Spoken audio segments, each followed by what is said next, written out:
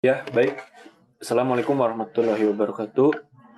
Kepada yang terhormat, dosen pengampu yaitu Bapak Wikula Utama dan juga Ibu Hanisa Okitasari. Di sini kami kelompok 6 akan mempresentasikan simulasi pemodelan sistem pada kasus produksi kursi dengan menggunakan software fencing. Untuk anggota kelompok terdiri dari saya sendiri, Aldi Dista Juliadi, kemudian Muhammad Deden Ajis Atarmana, dan yang terakhir ada Zafir Istawa Pramudia.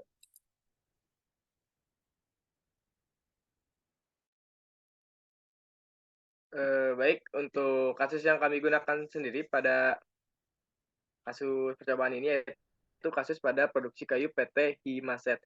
Nah, untuk PT Himaset sendiri adalah sebuah perusahaan yang bergerak dalam industri mebel dengan produk utama kursi dan menerapkan produksi make to stock dengan permintaan yang fluktuatif dan tidak menentu. Dengan kemampuan yang dimiliki untuk setiap bulannya, perusahaan belum tentu dapat memenuhi permintaan para konsumen. PT Himaset selalu berusaha untuk memenuhi permintaan pelanggan dengan mengubah kapasitas produksi dengan memanfaatkan tenaga kerja yang dimilikinya. Namun yang menjadi permasalahan di sini adalah banyaknya variabel dalam sistem yang terlibat dan dipertimbangkan dalam perencanaan kapasitas produksi. Dengan adanya interaksi antar variabel di dalam sistem, maka diusulkan untuk membuat model dan simulasi sistem dinamik untuk membantu memecahkan masalah tersebut. Dapat menggunakan software fencing, data awal permintaan kursi, dan bahan baku pembuatan kursi adalah 1000. Pemodelan ini dibuat untuk memproyeksikan dan menyeimbangkan kapasitas persediaan dengan permintaan yang ada.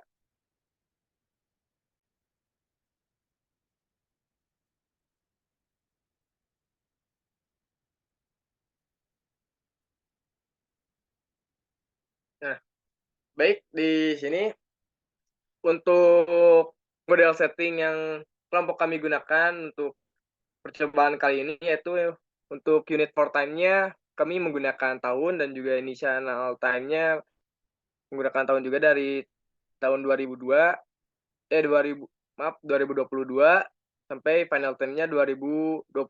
Nah, untuk time step-nya sendiri menggunakan satu.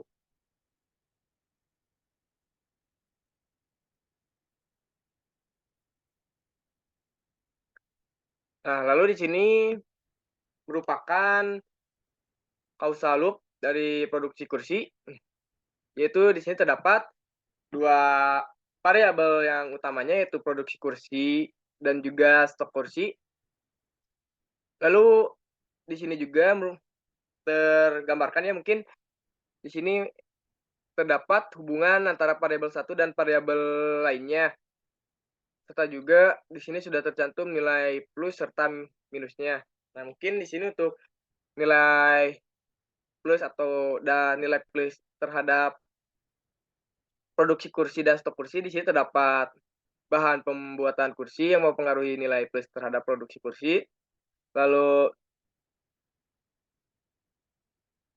luas pabrik kursi yang mempengaruhi poin plus terhadap produksi kursi, lalu di sini terdapat kapasitas produksi yang mempengaruhi poin plus terhadap produksi kursi, lalu juga kapasitas produksi yang mempengaruhi terhadap jumlah tenaga kerja, dan juga jumlah tenaga kerja mempengaruhi terhadap poin plus produksi kursi.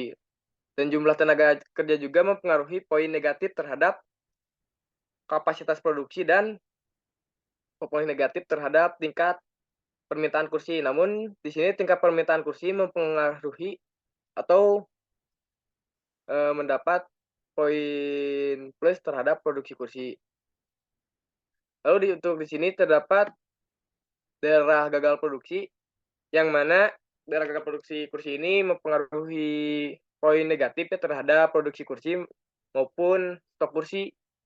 Nah, di sini untuk stok kursinya yaitu import kursi mempengaruhi poin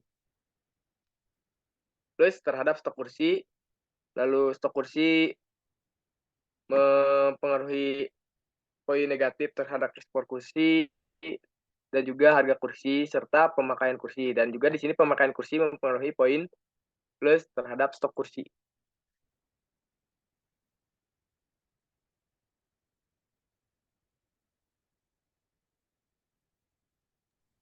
Oke, terima kasih Kang Deden untuk selanjutnya.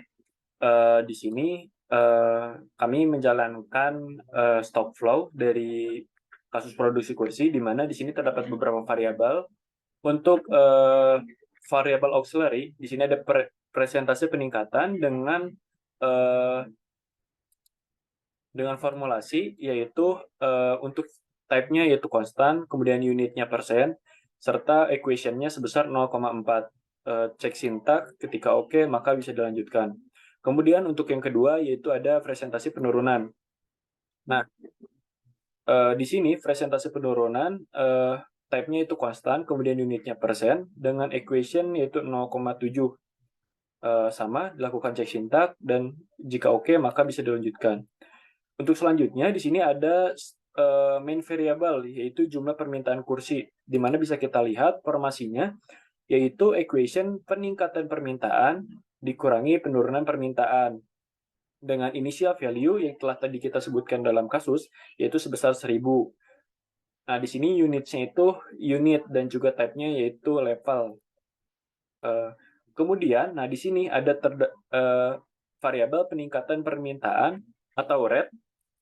Nah, di mana unit type-nya itu yaitu auxiliary, unitnya unit, kemudian equation-nya yaitu presentase peningkatan dikali 1000. Kemudian untuk penurunan permintaan, di mana yaitu sama seperti peningkatan permintaan untuk type dan unitnya. Nah, untuk equation-nya yaitu presentasi penurunan dikali 1000.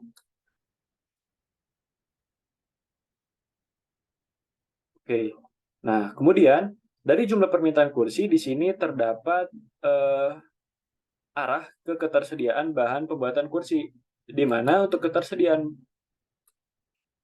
bahan pembuatan kursi untuk type-nya itu level, untuk unitnya itu unit.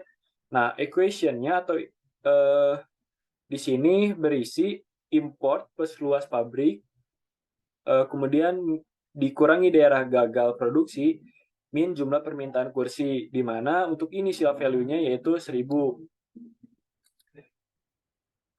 Nah, di sini ada dua rate yang mempengaruhi ketersediaan bahan pembuatan kursi, yaitu luas pabrik kursi, dengan unitnya itu hektar, dengan equation kami tetapkan 1000. Nah, untuk daerah gagal produksi, unit dan type-nya yaitu sama, namun untuk equation-nya yaitu sebesar 200. Nah, disinilah ada rate import, di mana ini tuh yaitu equation-nya sama dengan permintaan pasar. Nah, di sini permintaan pasar yaitu sebesar 3000, di mana untuk type-nya konstan dan unitnya persen. Di sini mempengaruhi import. Untuk selanjutnya akan dijelaskan oleh Zapir terkait diagram dan juga tabel data dari produksi kursi ini. Ya, untuk diagram dan tabelnya boleh minta ditunjukkan. Nah, dari diagram yang ada di gambar tersebut, ada yang stagnan di angka tertentu dan ada juga mengalami kenaikan. Seperti contohnya daerah gagal produksinya stagnan, yang biru itu, lalu impornya juga masih bisa disebut stagnan karena tidak ada perubahan grafik. Jumlah permintaan kursi pun yang hijau sedikit mengalami penurunan, tetapi masih bisa disebut stagnan dari tahun 2022 sampai 2027. Nah, untuk ketersediaan bahan pembuatan kursi malah mengalami kenaikan yang cukup drastis. Di tahun 2022 hanya 500, di tahun 2027 mencapai angka 20.000. Lalu luas pabrik kursi juga tidak ada kenaikan yang bisa dilihat, dan peningkatan permintaan pun masih sama dari tahun ke tahun. Penurunan permintaan pun sama karena kenaikannya sama. Oke, untuk tabelnya. Nah, jadi untuk tabel produksi kursi ini ada rinciannya, yaitu daerah gagal produksi masih stagnan di 200 dari tahun ke tahun. Lalu impor juga masih sama 3.000 dari tahun ke tahun. Nah, untuk permintaan kursi sendiri malah mengalami penurunan. Bahkan di 2026 hanya menyentuh angka negatif. Lalu ketersediaan bahan pembuatan kursi mengalami kenaikan yang cukup signifikan.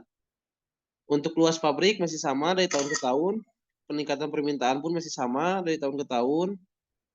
Penurunan permintaan sama karena kenaikannya pun sama. Permintaan pasar juga sama 3.000 sampai tahun 2027. Nah, untuk persentase peningkatan dan penurunan masih sama di 0,4 dan 0,7. Ya, sekian dari kelompok kami.